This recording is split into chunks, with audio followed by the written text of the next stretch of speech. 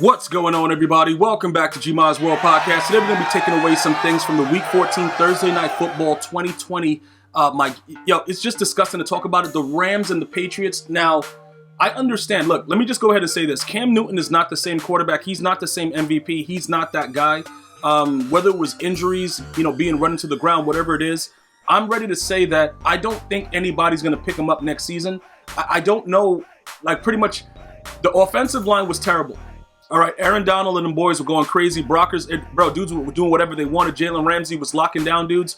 I understand all of that, but Cam Newton looked horrible. And when people were wide open, he was throwing the ball to somebody in the concession stand. I don't know what he's doing.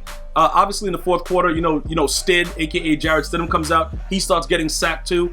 So it's not like it was a situation where the O-line was really protecting people, but we expect more from Cam Newton. And that's just something that we've been able to see as viewers as he's going along. Whatever it is, we just expect more, and he hasn't been giving it to us.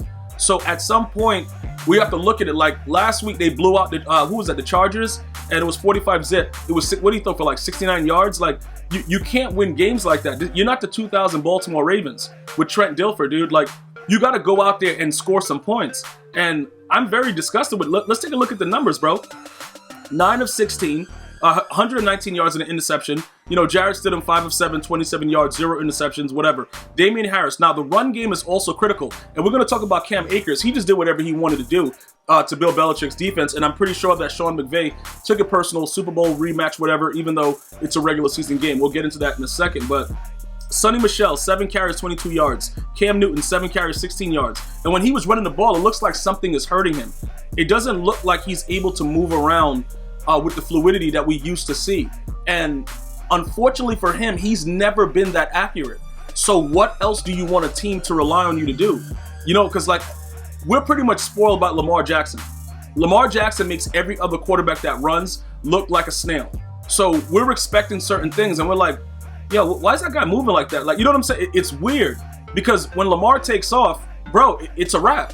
This dude, Cam Newton, is a bigger guy. He used to truck dudes and, be able to get yards. Now it looks like he just falls down. It doesn't even look like he tries to go any further. It just looks really, really bad with what's going on. And I know Belichick is frustrated, because if he had even, I don't know. I don't know what to describe what he needs, but he just needs someone that can get the ball down the field and have a little bit of accuracy. He doesn't need somebody that's mobile. He doesn't need, just get the ball down the field with accuracy. That's why Tom Brady had so much success. Because the dudes, they never really, other than Randy Moss, they never really had that, big time receiver. But Tom was able to utilize everything that was there and do what he needed to do. You know what I'm saying? He was able to get, that hitch route, a quick out route, baby post. He was able to do stuff quick. Cam Newton cannot throw, dude. I watched him throw, it just looked really, really bad. And I'm ready to tell you right now, look, I'm done. I'm done with it. Not done with the Patriots, but I know that Cam Newton won't be back. And that contract that he got, that's going to be it. It's nothing else that's going to happen through it, because he's just not good anymore. That's something, I really believe that. I think he's washed, dude. You go out there, it just seems really, really weird. That he's a shell of himself.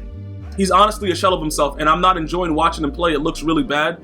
It's sort of you see how Dez Bryant is trying to make comebacks, and what is he going to do when he comes back? You know what I'm saying, bro? You weren't that good later on in your career anyway. What are you going to do? You know what I'm saying? Dude, there are other players that probably would do better right now that we think that are terrible quarterbacks. You know what I'm saying? But we expect so much more. He's a previous MVP, dude. It just looked really, really bad. But then we have to give credit to the Rams, right? Because Jared Goff didn't look that good either.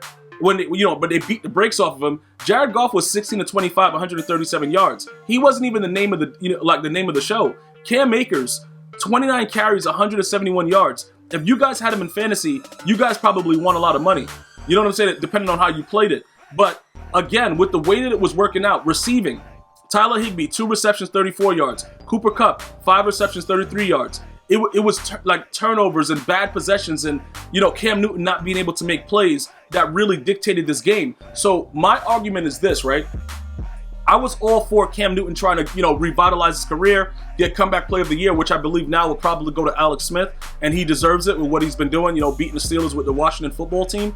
But you got to understand a couple things. This is a revenge game for Sean McVay. This is a game where Bill Belichick destroyed him and just locked him up in the Super Bowl. Now, look, if you look at these numbers, with the exception of Cam Akers, they played a very, very good defensive game. But that's a big exception because Cam Akers was doing whatever he wanted to anyone out there. And it's a rumor that he left and started, trying to date people's moms when he, from the players of the other team. Like, he was just doing whatever he wanted and nobody could stop him.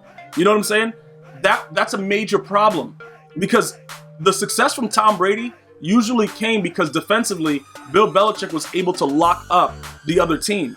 So Cam Newton wasn't really able to do a lot, like to do anything. He couldn't throw one accurate pass. The guy sucked. So you couldn't get any momentum. Defensively, like I said, Stephon Gilmore being back, dudes were playing pretty good. Cooper Kupp got that one touchdown in the end zone on a little baby out route, whatever. But for the most part, dudes were locked up. And it just seemed like they just couldn't get out of their own way. And then defensively with Aaron Donald, Brockers, like I said, Jalen Ramsey playing out of his mind, it was very, very wild and savage what they were doing to the Patriots. So if you have a quarterback that can't get the ball out the right way, that can't throw the ball accurately, this is the result. You're going to get blown out.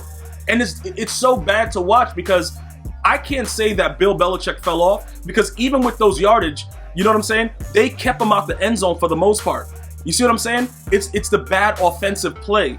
It's a quarterback that can't get the ball to the open receiver. That's throwing the ball like late in the game, right before he was benched. Dude comes wide open on the right side. He just throws the ball to out of bounds. It's not a good look. It's just not a good look. So unfortunately, I got to tell you guys the honest truth. I don't think the Patriots are bringing him back. I don't think anybody else would want him on the team because he wouldn't want to be a backup. But he's just not. Right now, he's just not good, and he can't hit the open receiver. That's what was glaring. At least Jared Goff was able to make a decent amount of throws. You know what I'm saying? I'm not saying Jared Goff is a really good QB, but he was able to make some decent throws at times when it was necessary. Like I said, that Cooper Kupp touchdown was clutch. Dude all over him, bro. Look, that corner is probably going to make the Pro Bowl. He's been stepping up since Stephon Gilmore's been injured or whatever he's been doing. But again, with the way that this was, defensively, if you look at the numbers, everything was rather pedestrian with the exception of Cam Akers. And like I said, for me, it just looked really, really bad watching Cam Newton. And this is not the first time. So I'm starting to get frustrated with it. Like, dude, just get him out of there. Just let Stidham start. You know what I'm saying? Because if he's going to play like that, you're not getting any advantage anyway. So you might as well let Stidham start because he's just not playing well. And he has to go. If the Patriots are going to do anything, if the Patriots are going to make any moves, he has to go. Like Cam Newton just has to be benched or traded or just released from the team because he looks horrific, absolutely horrific. And I know the defense is really tough and all that stuff, but there were a lot of times where he had proper protection and just threw the ball anywhere else. It is what it is, bro. I'm gonna see you guys and girls next time. Enjoy your day. One love, y'all.